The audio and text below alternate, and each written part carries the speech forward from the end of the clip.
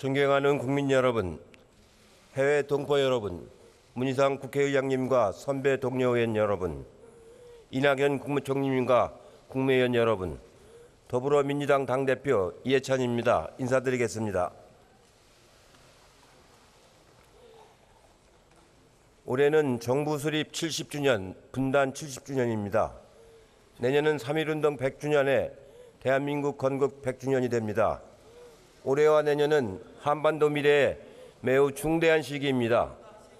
지금 우리는 냉전의 굴레를 벗고 평화와 번영의 한반도 시대를 열 수 있는 분기점에 서 있습니다.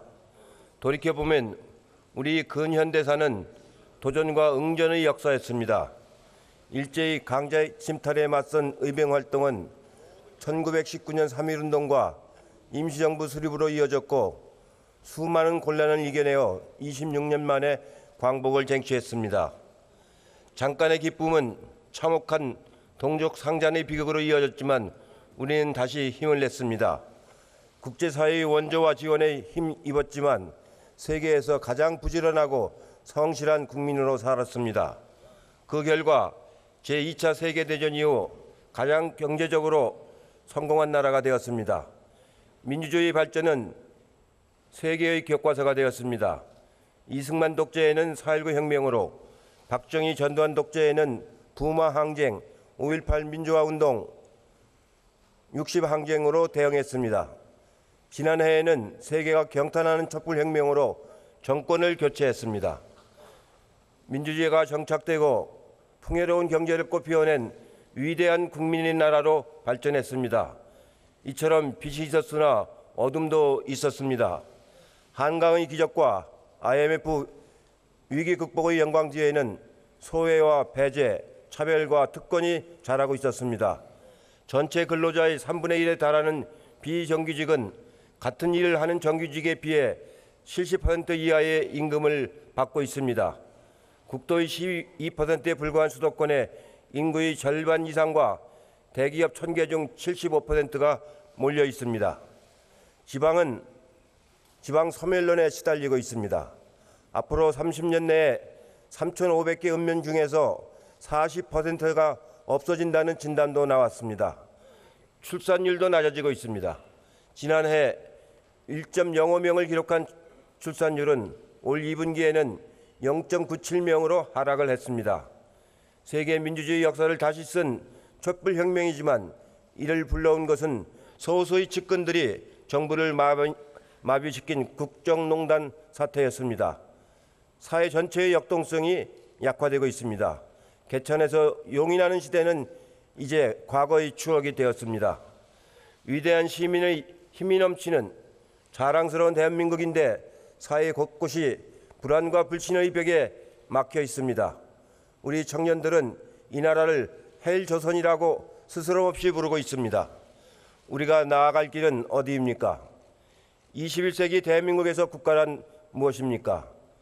가장 큰 문제는 국가와 사회에 대한 불신과 절망입니다.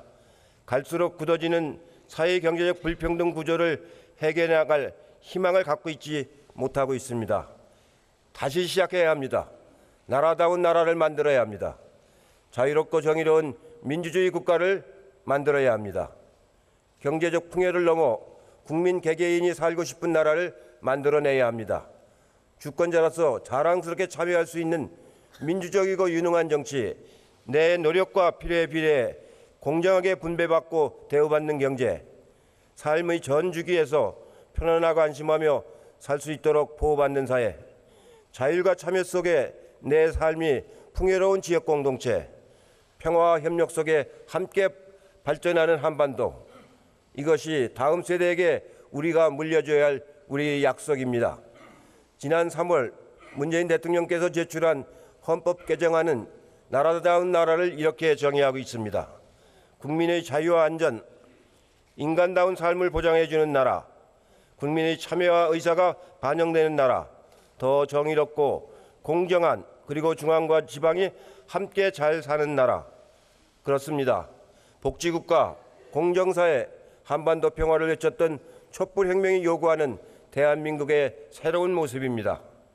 존경하는 선배 동료 의원 여러분, 미국의 저명한 학자 아담 쉐버스키는 어떤 사회가 한 단계 도약하는 과정에서 사회경제적 비용이 급격하게 증가하는 현상을 전환의 계곡이라고 설명했습니다.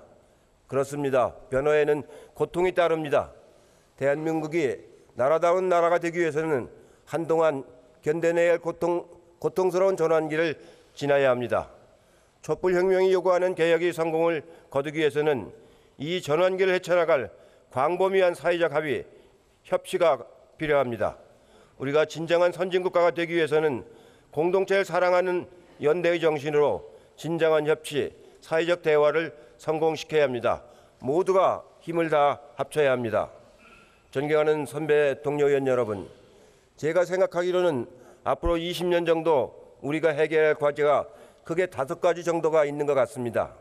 첫 번째는 국민의 최소한의 삶을 보장하며 4차 산업혁명 시대에 새로운 경제적 번영을 누릴 성장 동력을 마련하는 것입니다.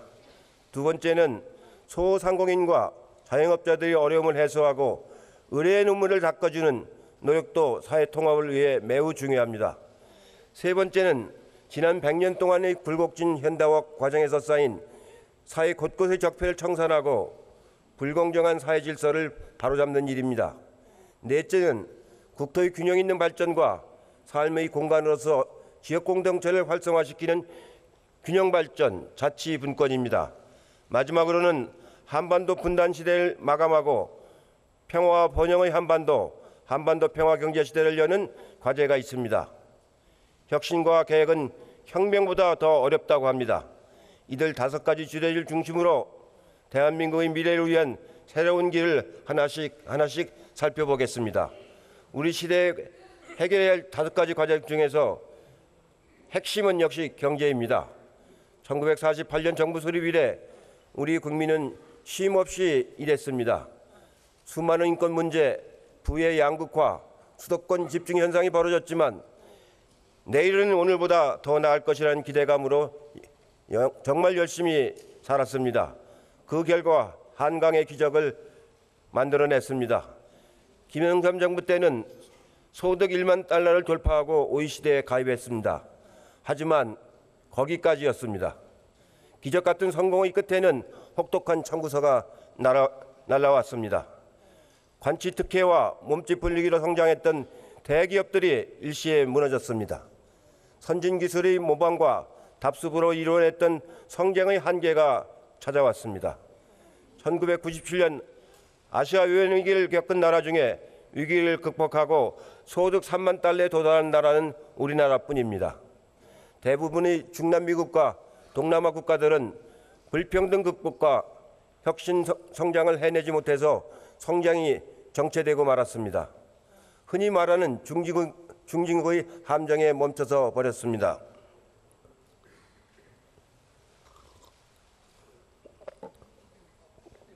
김대중 정부는 국난의 중심에서 임기를 시작했습니다. 국가가 흔들릴 정도의 위기 상황이었지만 과감한 해결책을 제시했습니다. 국민기초생활보장제도를 도입해서 국민의 생활 안정부터 시작했습니다. 복지를 통해 내수를 확대하고 멈춰버린 경제를 재가동했습니다. IT 산업의 육성은 한 시대의 앞을 내다본 전략적 투자로 오늘에 이르기까지 우리 경제의 견인차가 되고 있습니다. 그 힘으로 우리는 IMF 경제 위기를 조기에 극복하고 지금에 이르렀습니다. 문재인 정부는 지난해 1인당 국민소득 29,745달러를 기록했습니다. 올해는 32,000달러를 넘을 것으로 IMF가 예상하고 있습니다. 3만 달러 소득이면 이미 선진국이지만 여기에도 함정이 있습니다. 일종의 선진국의 함정입니다. 일본은 1992년에 세계에서 4번째로 3만 달러를 돌파했고 이탈리아는 2004년, 스페인은 2007년에 3만 달러를 돌파했지만 이들 나라들은 더 이상의 성장을 해내지 못하고 정체되어 있습니다. 3만 달러 시대에는 과거와 같은 고도 성장은 쉽지 않습니다. 게다가 자칫 불평등이 심화되고 혁신 역량이 부족해지면 경제는 전반적인 위기와 장기 침체에 빠져버리고 맙니다. 우리 경제가 지속적인 성장을 이루어내려면 우리 현실에 맞는 독창적인 복지 모델, 노동 모델과 혁신 성장 모델을 함께 창출해내야만 합니다. 소득 주도 성장, 혁신 성장, 공정 경제로 이루어진 문재인 정부의 포용적 성장 모델은 대한민국 경제의 새로운 패러다임이 되어 국민소득 4만 달러 시대를 열게 할 것입니다. 여기에 한반도 평화 경제 모델이 더해지면 우리 현실에 맞고 독창적이며 지속 가능한 성장 모델이 완성될 것입니다. 존경하는 선배 동료 의원 여러분, 대전환의 두 번째 과제는 민생 부문입니다. 가장 어려운 과제입니다. 변하는 국민의 삶 곳곳에 고통을 불러오지만 지금 상황을 박제해서는 돌이킬 수 없는 사회적 갈등이 발생할 것입니다. 해결 방법은 사회적 대화뿐입니다. 사회적 대타협만이 국민에게 희망을 줄 수 있고 서민 경제의 활력을 일으킬 수 있습니다. 전 국가적인 연대의 힘으로 전환기의 어려움을 이겨내야 합니다. 네덜란드의 경우는 1982년에 바세나르 협약으로 전환기를 극복했습니다. 빔콕 노총위원장의 결단이 네덜란드의 사회 갈등을 해결하는 역사적 합의를 이끌어냈습니다. 20% 이상이던 청년 실업 문제 해결을 위해 노동계의 양보를 이끌어내고 정부는 사회보장을 강화하여 위기를 극복했습니다. 노조와 기업, 정부의 대타협으로 50% 선이던 고용률을 75%까지 늘려 재정 안정과 10년 이상 고성장의 문을 열었습니다. 우리나라의 사회적 합의를 위한 길은 이미 열려 있습니다. 지난 10여 년간 표류해왔던 노사정위원회를 대체하는 경제사회노동위원회가 오는 10월 공식 출범을 앞두고 있습니다. 경제사회노동위원회는 한국노총, 민주노총과 대한상의경청 등 기존 노사정에 참여하는 부문과 청년과 여성, 비정규직, 중견 중소기업, 소상공인 등이 추가로 결합하여 발족하는 사회적 대타협기구입니다. 민주노총이 노사정 대표자 회의 복귀를 선언하면서 경제사회노동위원회도 완전체로 출범할 가능성이 커졌습니다. 저는 1998년 노사정위원회의 출범 때부터 사회적 대화의 중요성을 강조해 왔습니다. 이제 당대표 직속으로 민생연석회의를 가동하겠습니다. 현장 중심의 대화로 의뢰의 눈물을 닦아주었던 을지로위원회의 경험과 헌신을 바탕으로 사회적 대화를 지원하겠습니다. 민생연석회의는 민생부문 대표, 당내 인사, 전문가 등이 참여하여 합의된 계획의제는 당론화해서 정부 정책으로 반영하게 될 것입니다. 연석회의 안에 소상공인, 자영업 특별위원회를 설치해서 시급한 문제, 입법화가 필요한 의제부터 집중해서 논의하겠습니다. 전국 권역별 민생연석회의도 개최하여 지방의 어려운 현실을 청취하고 지역 특성에 맞는 해결책을 찾도록 지혜를 모으겠습니다. 건물주와 자영업자의 날선 대립을 유도하는 환산보증금 제도, 송파 세모녀 자살 사건으로 대표되는 부양가족 의무제도, 보험에 가입하지 못한 영세사업장의 일자리 안정자금 지원 문제 등 법과 제도의 굴레 때문에 오히려 배제되고 고통받는 국민들의 민생 문제를 해결하는 데 최선을 다하겠습니다. 기업하기 좋은 나라, 일하기 좋은 대한민국을 만들겠습니다. 갑질에 지친 의뢰인 눈물을 닦아주는 국민정당을 만들겠습니다. 세 번째 과제인 적폐청산과 불공정 해소는 촛불과 국민의 명령인 동시에 선진국 진입을 위한 필수적인 관문입니다. 경제를 위해 적폐청산을 적당히 하자는 주장은 어불성설입니다. 반칙과 특권, 권력농단은 자원의 효율적 배분을 왜곡하고 국민들의 경제 의지를 훼손시켜 경제 성장과 나라 발전을 가로막습니다. 우리나라는 오래 지속된 분단과 독재로 인해 사회 곳곳에 적폐가 쌓여 있습니다. 아직도 진행되고 있습니다. 촛불혁명의 뒤편에서 기무사 적폐의 쿠데타 모의가 있었습니다. 참으로 믿기 어려운 퇴행입니다. 기무사는 해체되고 군사안보지원사령부가 출범했지만 사실관계를 확인해 관련자 처벌과 재발방지 대책을 마련하는 것이 반드시 이루어져야 합니다. 양승태 사법부의 재판 거래는 저도 믿기 어려울 정도입니다. 위안부 할머니들과 일제 강제동원 피해자들이 일본 정부를 상대로 낸 손해배상 소송에까지 개입하려던 정황이 드러났습니다. 12년 만에 일터로 돌아가게 된 KTX 승무원 재판도 마찬가지입니다. 승무원들이 12년 투쟁을 부정해버린 판결은 대법원의 재판관이라고 아니할 수 없습니다. 결국 인권과 정의 최후의 보루해야 할 사법부마저 국정농단의 최전선에 서 있었던 것입니다. 정경유착, 부정부패, 권력비리가 반복되지 않도록 고위공직자 범죄수사처를 반드시 설치하고 국민권익위원회를 반부패 청렴 업무의 중심으로 강화하겠습니다. 권력형 적폐 청산뿐만 아니라 민생 경제 적폐와 공직사의 적폐도 강력히 대처하겠습니다. 청년들이 공정한 기회를 박탈하는 채용비리, 대형 국책사업의 부실과 예산 낭비를 초래하는 입찰비리, 세금을 축내고 안보를 위협하는 방산비리, 우월적 지위로 부당한 처우를 강요하는 갑질 문화에 이르기까지 민생 경제 적폐, 생활 적폐의 뿌리는 매우 깊습니다. 기업체와 공직자 간의 부정청탁과 뇌물은 시장 질서를 교란하고 공직사회 기강을 마비시켜 기업 경쟁력과 국가 경쟁력을 악화시키는 주범입니다. 노임 착취, 부실공사, 대형 사고로 이루어진 민관 유착형 건설 적폐는 국민의 생명과 안전을 위협하고 국가 재정을 축내는 범죄 행위입니다. 부정부패 척결 없이 선진국으로 갈 수 없습니다. 선진국들은 모두 불관용의 원칙을 적용하고 있습니다. 이제 우리도 법을 지키면 손해본다는 인식부터 바로잡아야 합니다. 국민의 눈높이에 맞는 새로운 정책과 제도, 행동 기준을 만들겠습니다. 대전환의 시대 지속 가능한 성장을 위한 네 번째 과제는 자치 분권과 균형 발전입니다. 지난 4월 우리 압축 성장은 중앙 집권적 성장이었습니다. 그 결과 서울과 수도권은 과밀화의 고통으로 몸살을 앓고 있고 지방은 소멸론의 위기 속에 정체되어 있습니다. 2015년 기업의 채용 공고를 분석해 보니 서울이 41%, 인천과 경기를 합치면 일자리 공고 중에서 74%가 수도권 일자리였습니다. 결국 지방 인재들은 수도권으로 몰리고 지방은 더욱 공동화되고 있습니다. 이를 해결하기 위해 문재인 정부는 연방제에 준하는 지방 분권을 추진하고 있습니다. 먼저 지방정부의 역량을 높여야 합니다.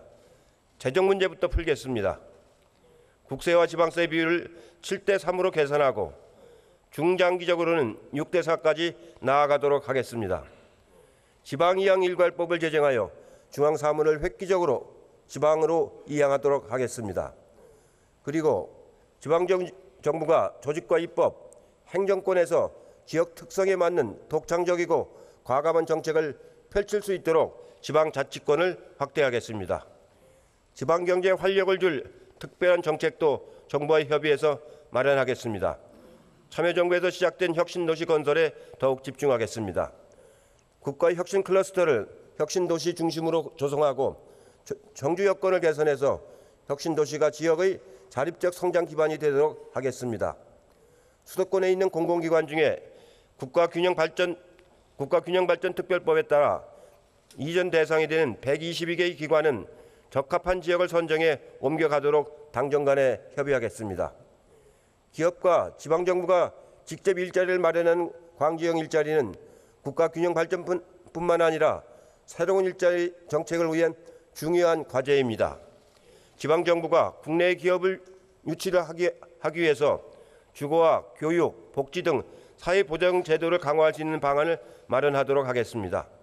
반드시 광주형 일자리를 성공시켜서 군산형 일자리, 부산형 일자리, 울산형 일자리, 경남형 일자리 등 지역 특성에 맞는 경제적 돌파구를 열도록 하겠습니다.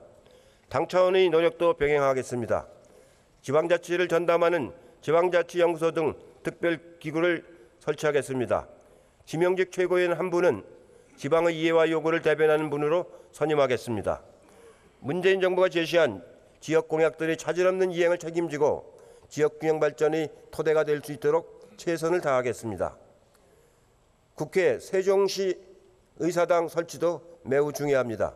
중앙행정기관과 국책연구기관이 대부분 모여있는 실질적인 행정수도를 빨리 안정시켜 지방 분권과 국가 균형 발전이 허브로 발전시키겠습니다.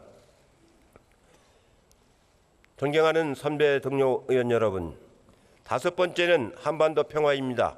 한반도 평화 경제입니다. 불과 1년 전만 해도 한반도는 핵과 전쟁의 위협으로 불안감에 휩싸여 있었지만 문재인 정부는 새로운 평화를 만들어냈습니다. 그리고 광복절에 문재인 대통령께서는 동아시아 철도공정체 구축을 제안하셨습니다. 판문점 선언에서 합의된 남북 철도 도로 연결의 구체적인 목표가 제시되었다는 점에서 큰 의의가 있습니다.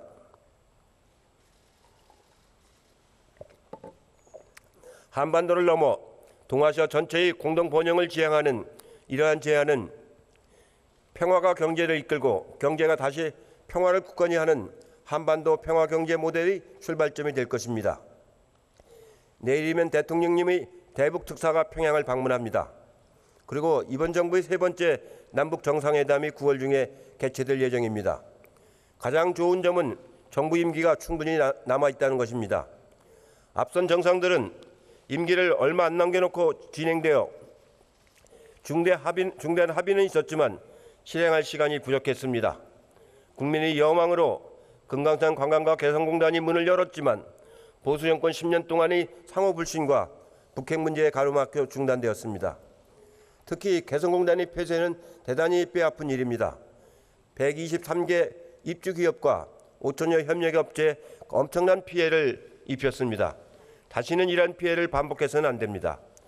개성공단 정상화를 위해 민주당이 앞장서겠습니다.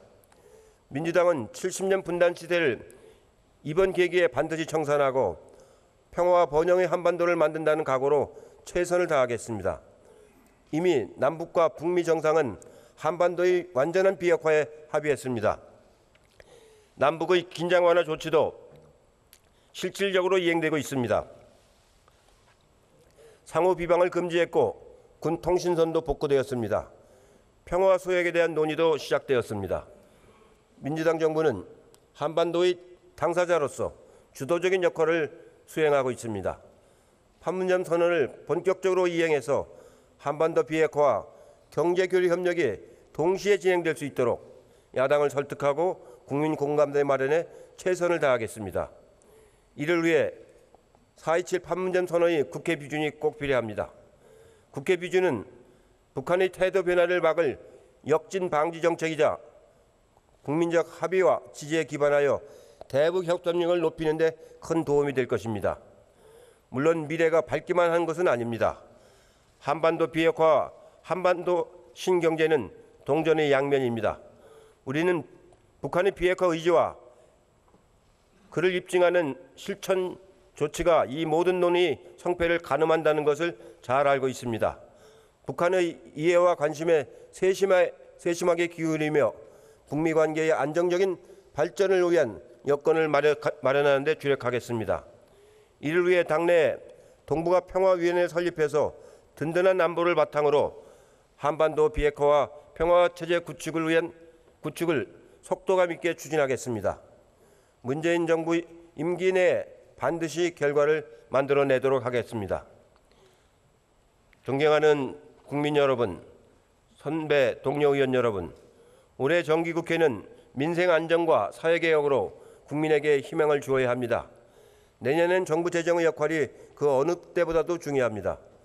재정이 민생의 버팀목이 되고 일자리 창출이 마중물이 되어야 합니다. 먼저 좋은 일자리 창출은 정부가 해야 할 절대적인 과제입니다.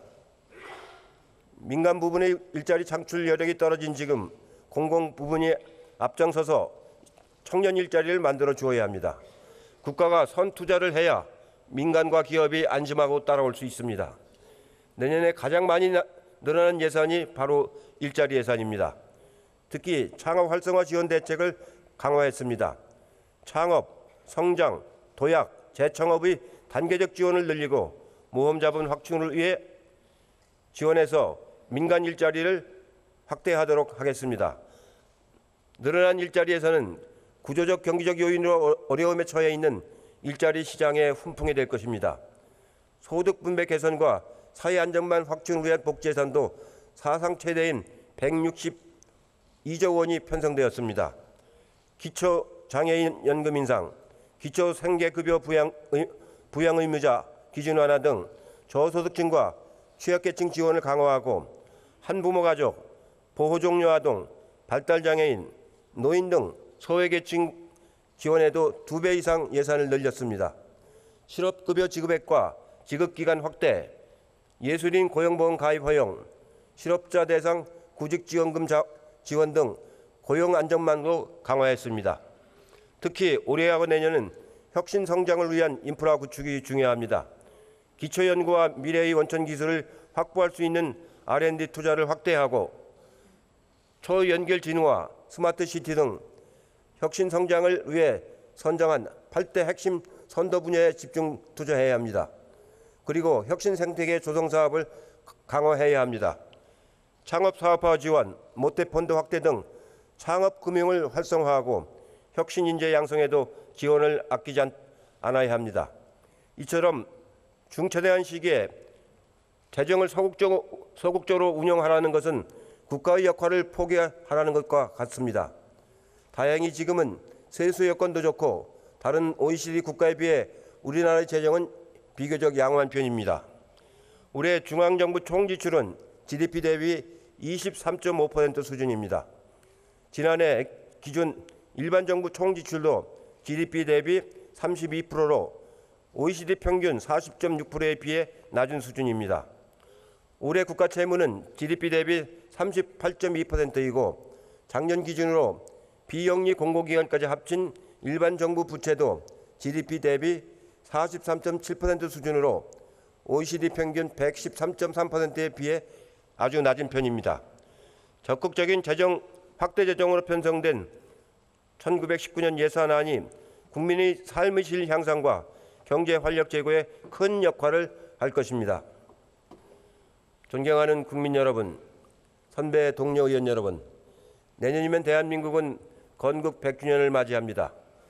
수많은 어려움과 갈등을 이겨내고 민주화 산업화를 이룬 자랑스러운 100년이었습니다. 이제 새로운 도전이 필요합니다. 과거의 압축 성장, 양적 성장, 중앙 집중식 성장을 넘어 국민의 삶을 중심에 둔 포용적 성장을 시작해야 합니다. 70년 분단 시대를 청산하고 한반도 평화경제 시대의 문을 열어야 합니다. 포용적 성장 시대에 필요한 것은 명령과 목표가 아닙니다. 대화와 합의, 당사자 간 타협이 꼭 필요합니다. 국가의 목표는 누가 정해주는 것이 아니라 국민 모두가 인정하는 우리 시대의 과제들을 해결해 나가는 합의의 결과물이 될 것입니다. 그래서 합치가 필요합니다. 이번 국회는 국민을 위한 협치를 우리 가치로 두어야 합니다. 저는 지난 전당대회에서 5당 대표 회동을 제안했습니다. 그동안 국회는 당대표 간 협치가 실종된 상태였습니다. 앞으로 5당 대표 회동이 정례화된다면 국회는 국민을 위해서 더 봉사하고 더 큰 희망을 드리게 될 것입니다. 11월에는 여야정 상설협의체도 가동이 됩니다. 여당과 야당이 함께 힘을 모아 나갑시다. 외교 안보 문제에는 초당적으로 협력해야 합니다. 민생경제 문제에는 동서도 좌우도 있어서는 아니 됩니다. 그 자리에는 오직 국민만이 있어야 합니다. 언제든지 대화하겠습니다. 국민의 생명과 재산, 안전을 지키는 문제에 대해서는 원칙을 갖되 국민 전체의 이익이 되는 문제는 유연한 자세로 협상에 임하겠습니다. 어떤 형식과 주제에도 성실하게 나가겠습니다. 선거법을 포함한 정치개혁 논의에도 적극적으로 참여하겠습니다. 여야의 협치도 결국은 국민을 위해서입니다. 오늘의 대한민국을 위해 성실하게 노력하는 것이 내일 후손들을 위한 우리들의 선물일 것입니다. 2018년 9월 정기국회가 시작되었습니다. 갈등과 균열, 분노와 불신의 국회가 아닌 정책과 비전, 포용과 신뢰의 국회로 만들어 갑시다. 역사는 과거와 현재의 대화라고 합니다. 가치는 역사에서 배우고 방법은 현실에서 찾아야 합니다. 제가 존경하는 김대중 대통령께서는 학자의 문제의식과 상인의 현실 감각을 갖고 정치를 하라고 말씀하셨습니다. 이제 대한민국의 새로운 100년을 시작합시다. 우리 모두 힘을 합쳐서 대전환의 계곡을 함께 넘어갑시다. 긴 시간 경청해 주셔서 대단히 고맙습니다.